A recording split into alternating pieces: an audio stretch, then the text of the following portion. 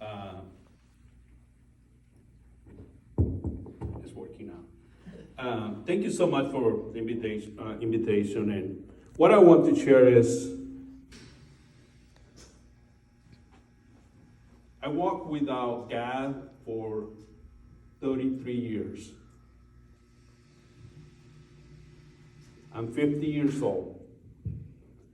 And I tell you why. Why I walk,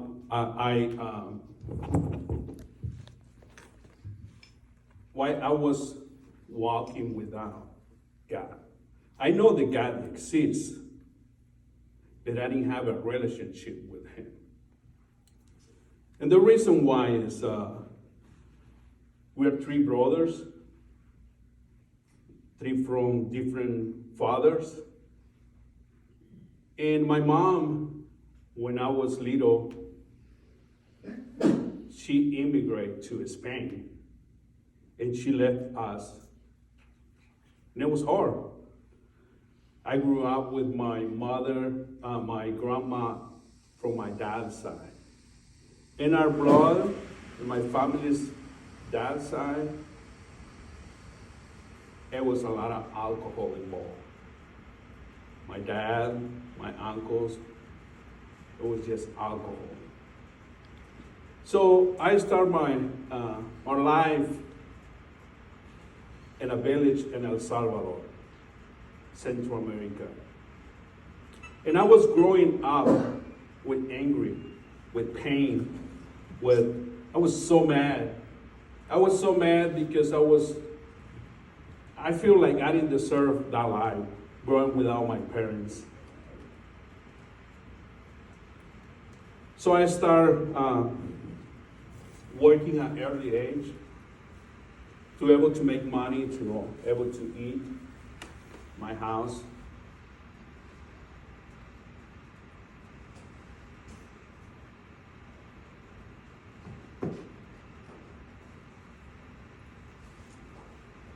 You know, when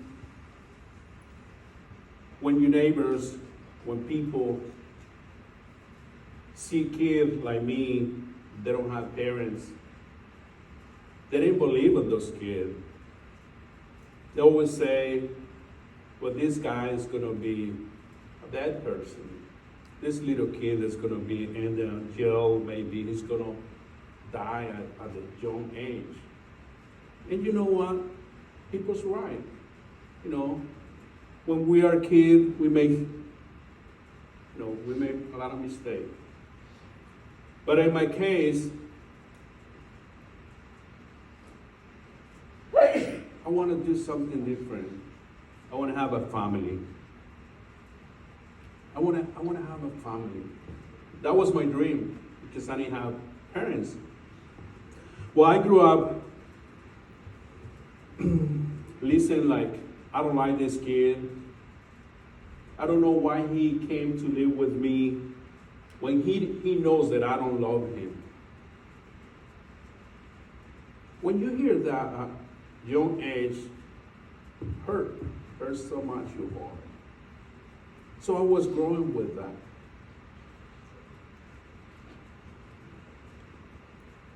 At the age of 18 years old, because I didn't have a place to live in El Salvador. And El Salvador is like, if we have money, if somebody have money and property, it's somebody. But I didn't have anything like that. I didn't have a place to live. So I enjoyed the army and went to the National Guard for 2 years in my country. And it was tough, it was hard, so hard. But at least I have a shelter in there and I have food. So when I was in the army, you know, family will come and visit their kid. I didn't have nobody to come and visit me. So when I was 19 and a half,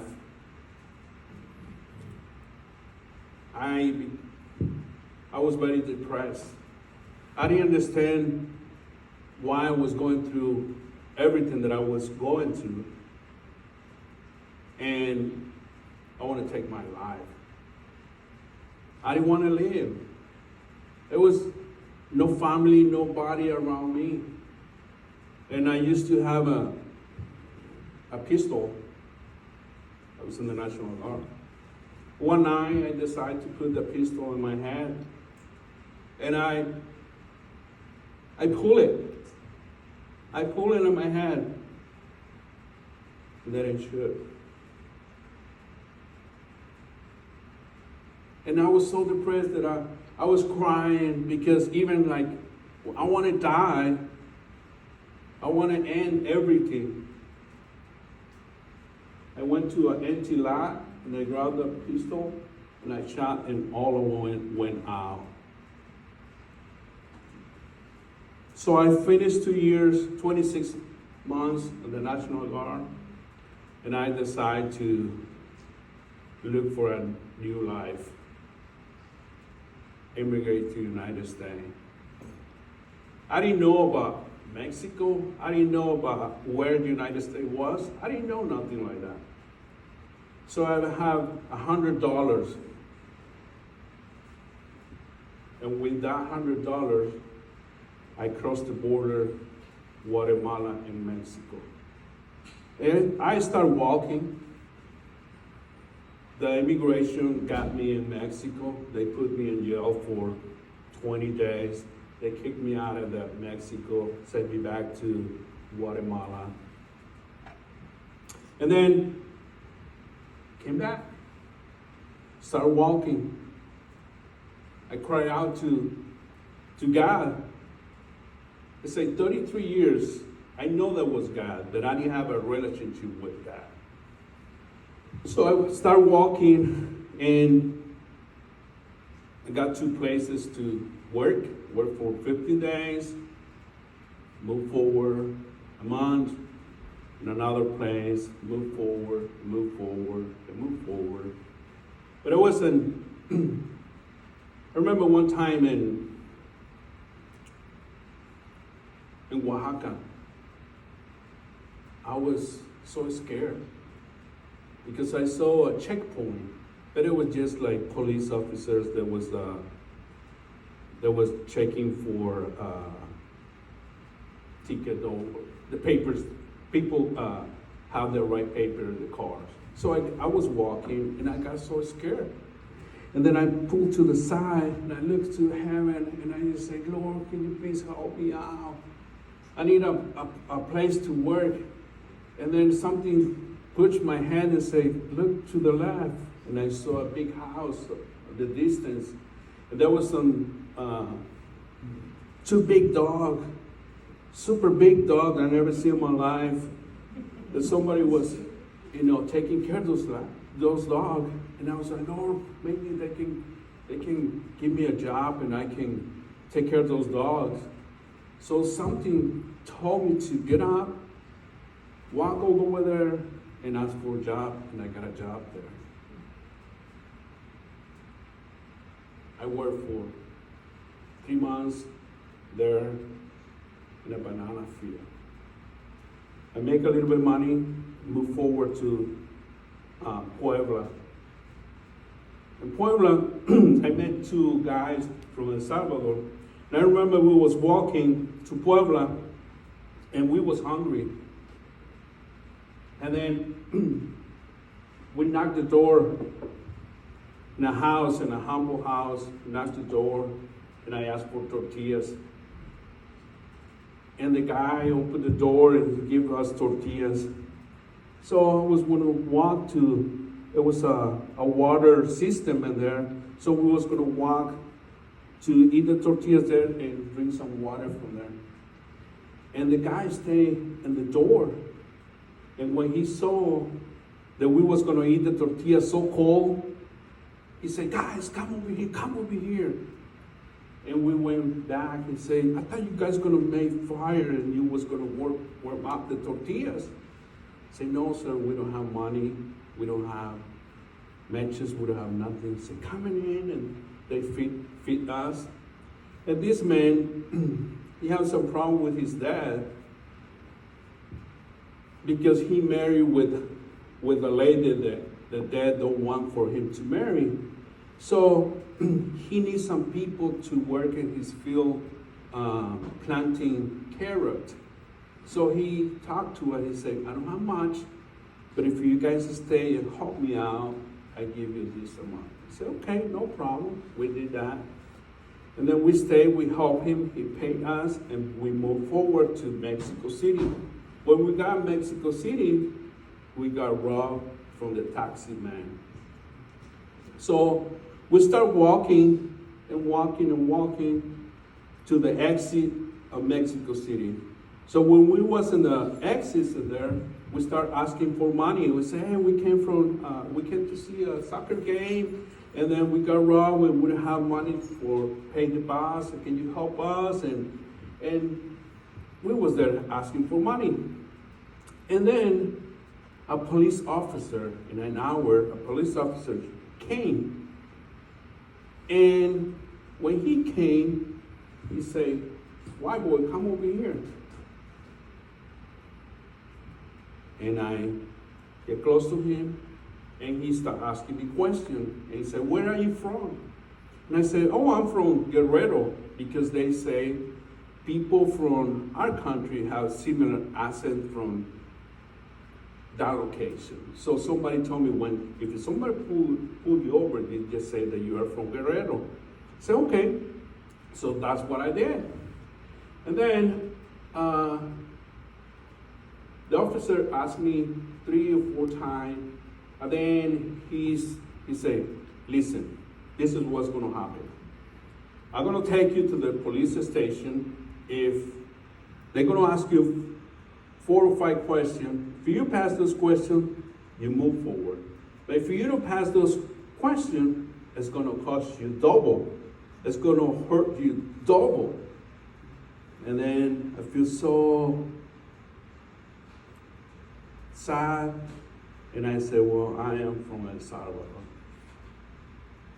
That officer, he was sitting down on his police car. He pulled his gun. And he put it to his hands like this. And he said, well, there's a tennis shoes store there.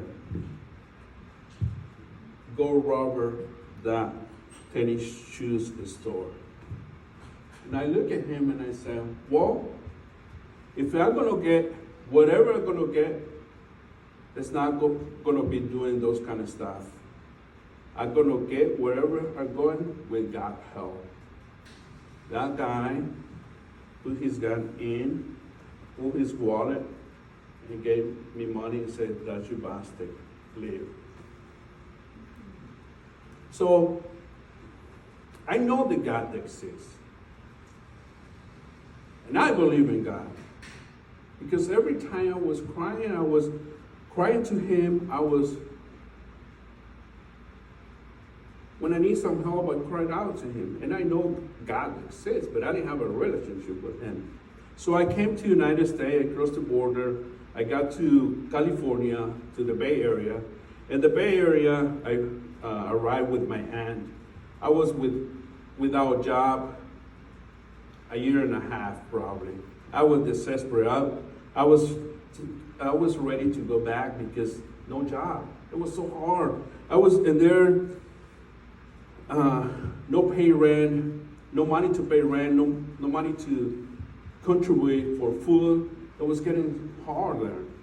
So anyway, I got my first job, and then when I got my first job, I moved out of the house, and I started my own life, and I became alcoholic. I became alcoholic. I became to do the same thing my dad, my uncle was doing. And not only that, I became to be a part of the gang members in that area, in that Bay Area. And my life was to live for my friends. My friends that they have similar life like me. So One day, I decided to go to church, Catholic church. And I started going to the youth. And I met my wife there. And God started working in my life. But we got married in 1995. But after we got married, I want to live my life as a single. I didn't care my wife. We have our first son in 1996. And then my daughter. And then my other daughter. And I was living my life as a single. And I was so alcoholic. I remember my kid always say, Dad, don't drink no more, please. And I would say, I promise I'm not going to drink. And I kept that promise for 2 or 3 months. And then my wife, we had 3 kids. We need to, need to change your life. I promise that I'm not going to drink no more. 3 or 4 months, get back to alcohol. So one year, my mother-in-law went in coma. And in that year, I decided that I don't want to drink. That year, I remember the day before Easter Sunday, I went to San Francisco with my friend. And I got so drunk. I crossed the Bay Bridge. I don't know how. I got home, I don't know how. I was so drunk. I slept in the car outside, and then when it was light, I went inside the house. I was so drunk. So Easter Sunday, around 3 o'clock, I hear noises, still in bed, I hear noises. And there was my kid playing outside with my wife. And I saw a picture there. And I saw that picture without me. And I feel so bad. So in that moment, I just think and I say, I need to do something. I need to change my life.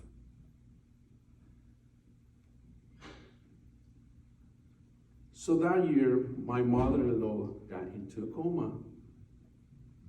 So when that happened, I told my wife, I'm going to take care of the kid, and you take care of your mom.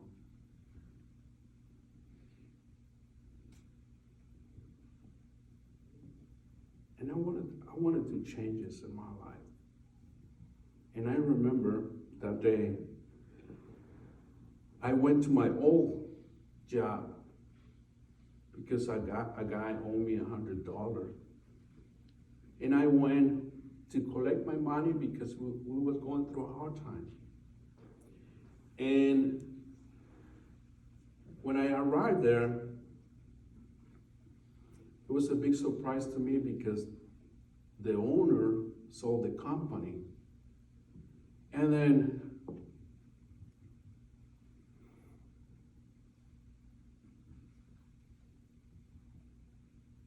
the guy, he was explaining the situation, and I was talking to him, and the old owner with the new owner was walking inside the company far away. So the old owner, when he saw me, he said, Rafael, do you want to move to St. Louis? I said, yes. I would like to do that.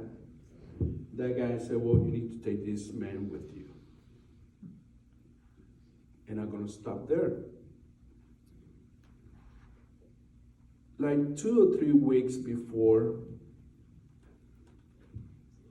I was crying to God in the parking lot of my mother's Lowe's house. And I say, God, I don't know who Rafael Lopez is. Give me the opportunity to change my life. I say, God, look, if you think that I'm not going to be able to make it with my friends here, take me out of this state. Where? I don't know, but you know a better place for me to start. Help me out, please. I need your help.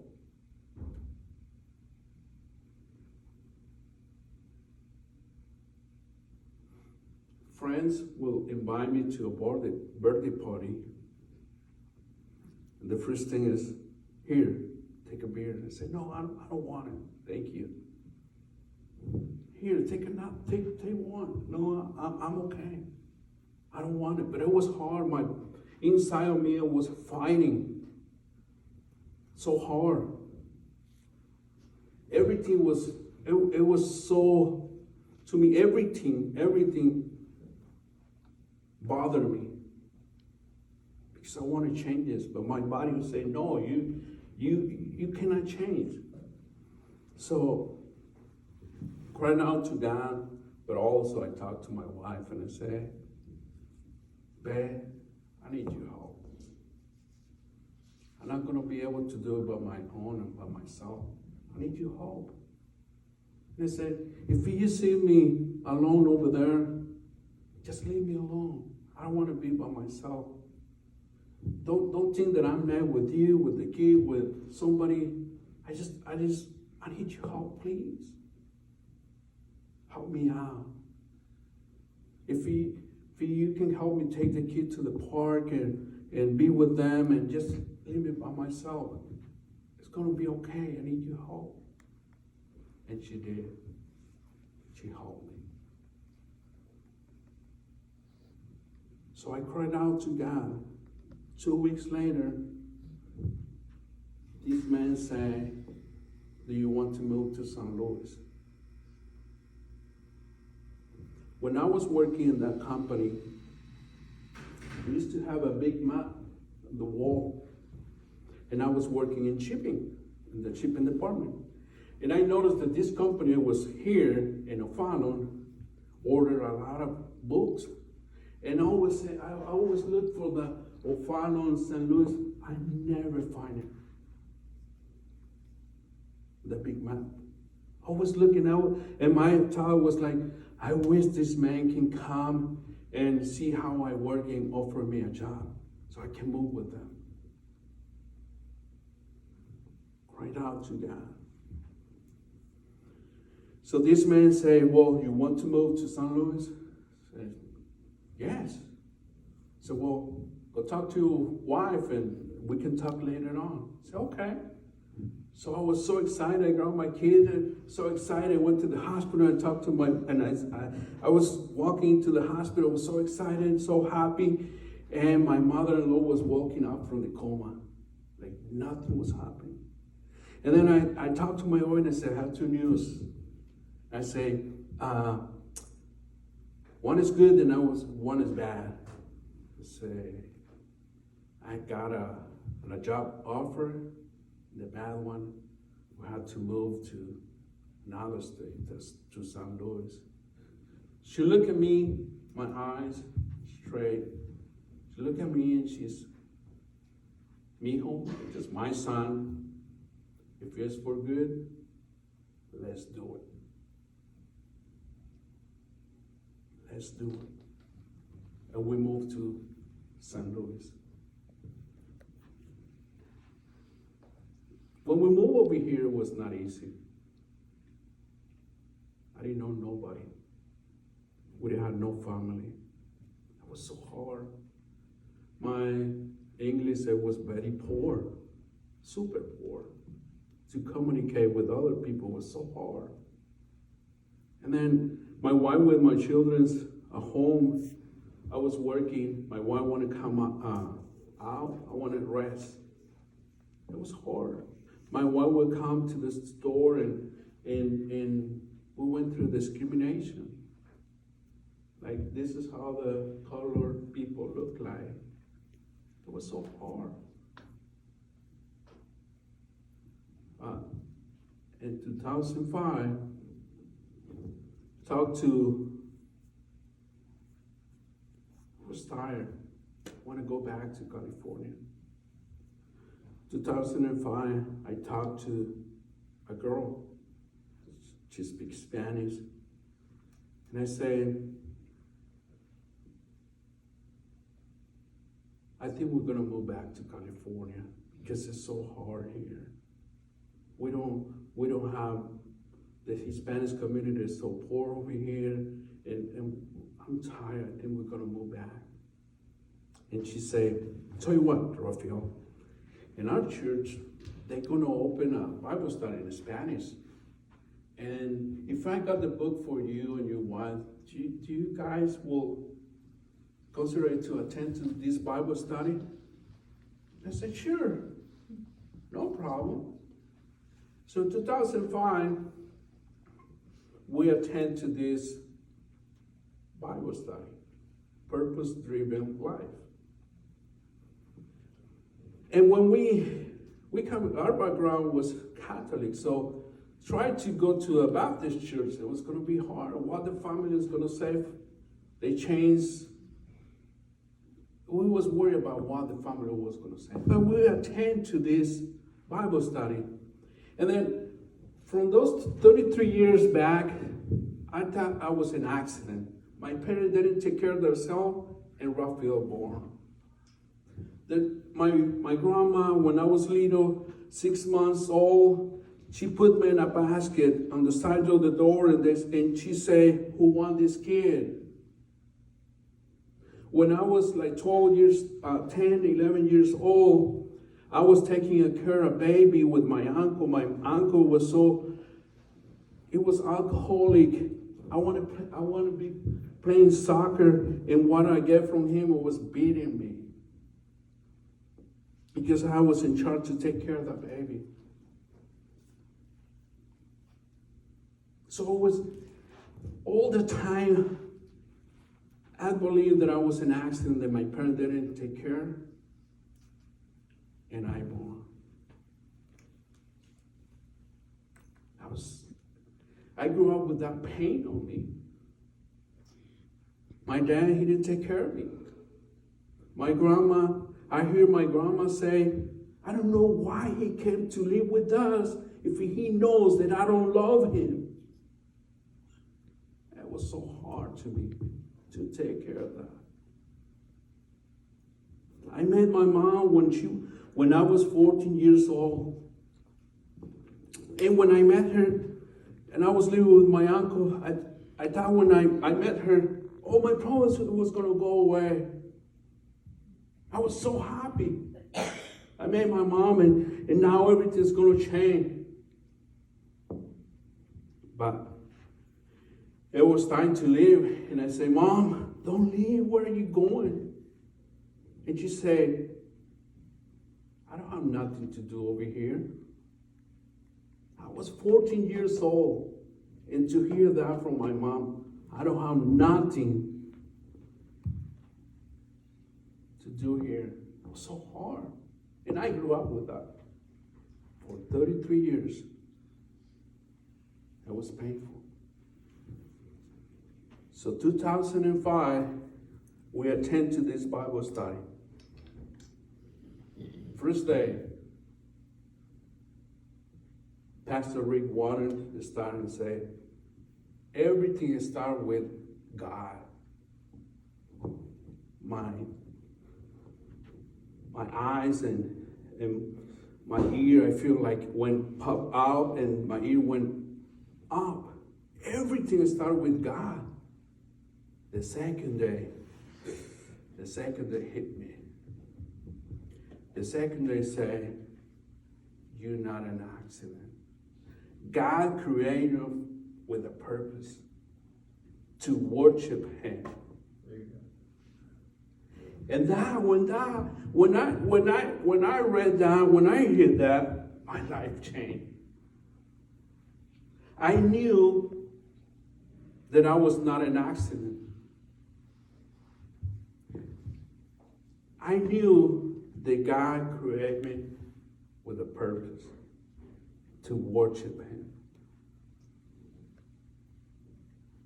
2005, June 2005, my older son, my wife and I, we got baptized. 2009, God gave me the opportunity to go on the first mission trip to El Salvador. We went and hoped to start a church. 2010, I went back to El Salvador. 2011, I went back to El Salvador on a mission trip. And one of those mission trips, I stayed with my grandma. The grandma who said, I don't know why he came to live with us when he knows that I don't love him. So I stayed with her, and I remember I have my devotional time in the morning. And I asked, Grandma, would you like to have devotional time with me? She said, sure, no problem. And then the devotional is talking about forgiveness. Finish, we pray, we finish. And when I finished, my grandma broke down. And she said, son, I know that you are mad with me. I know that you are sad with me because everything that I did to you. But let me tell you why I did these things to you. The thing when I put you in the basket, that was because I was so mad with your mom. As a mother, as a parents, we don't want to hear that your kids are with one man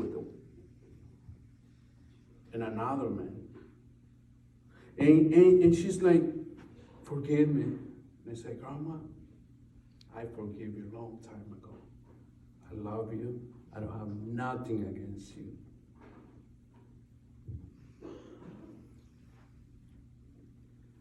I went back, came back. I went back 2017, and another mission trip. And I saw my grandma sad.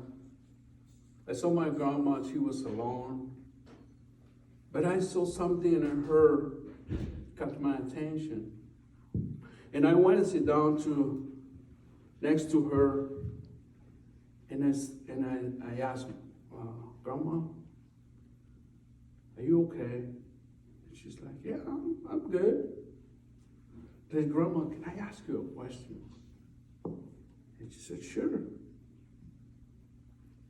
I said, Grandma, I just want to ask you, if you pass away today, if God called you today, do you know where you're going to? She back down her head. She said, no. And I said, Grandma, can I pray for you? She said, yeah. I pray that you receive Jesus Christ as our Lord and Savior.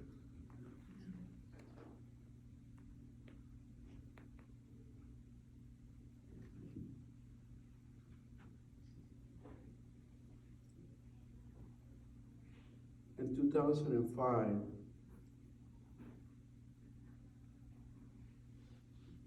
when God showed me His love and mercy, when God showed me that He died on that cross for me, for my sins, I started asking for forgiveness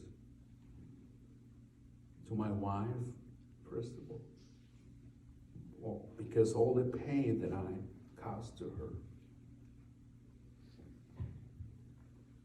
Called my mom in Spain, and I asked for forgiveness.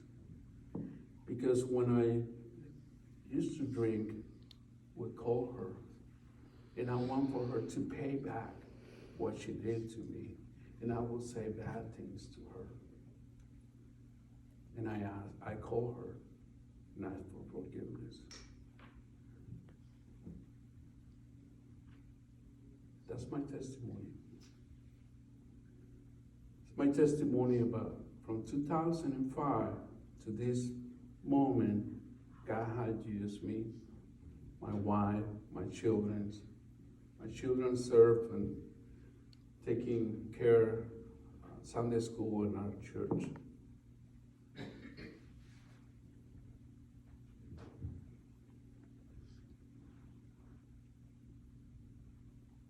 I grew up without my parents.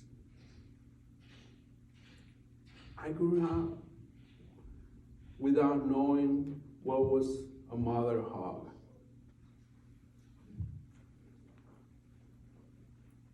I grew up with that. But when Jesus Christ came into my life, He put a special lady in my life. And when she gave me the first hug, I feel what was a mother hug.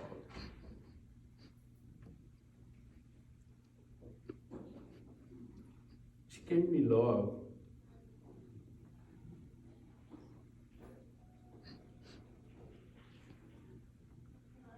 The person who offered me a job, the family that God put in my life was Mr. Mike and his wife.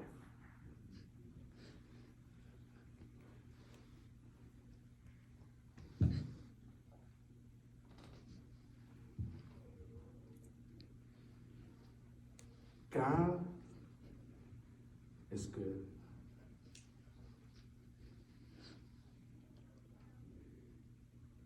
God gave me a new opportunity. From that new opportunity, I'm here, sharing with you guys.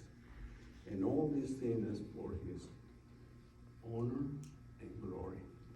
Thank you so much. God bless you.